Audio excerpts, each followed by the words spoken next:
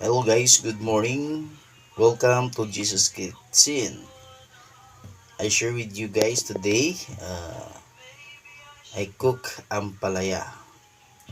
Yan, tong aking sahog. Yan, kamatis, sibuyas, at saka bawang.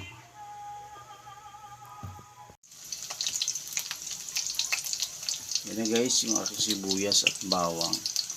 Yan ay add na itong kamatis.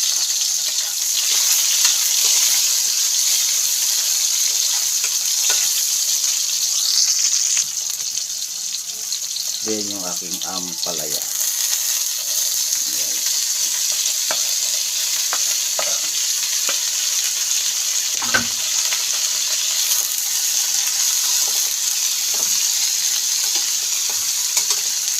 So, hindi natin masyado lutuin guys, no? Yung medyo may pagka-crunchy na ating kakainin. Yung aking very fresh na ampalaya. Then I add salt. Tansyahin lang natin na hindi siya maalat. Yan. Then I add kunting tuyo guys. Kunti lang.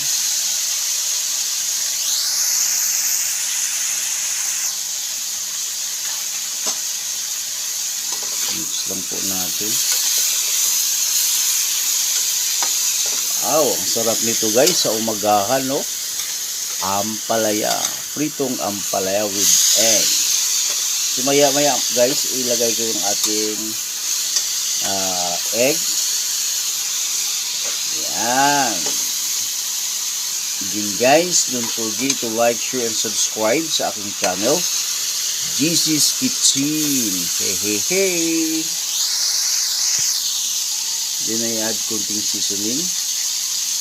Ayan, konti lang, pang dagdag lasa lang sa ating pritong or yung ating lutong ampalaya. Then I add egg. Yan.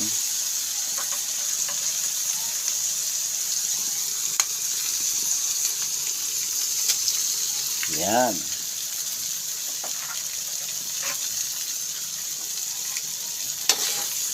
Mix lang natin guys. Okay guys, ito na, luto na yung aking pritong ampalaya or ginisang ampalaya. Yan guys. So isiset ko na ito ngayon guys, no. Salamat sa inyong panonood guys sa aking video, Jesus Kitchen. Bye bye guys, and God bless sa inyong lahat. Okay guys, ito na yung aking pritong ampalaya. Yan guys, umuusok pa oh guys, tingnan nyo. Okay.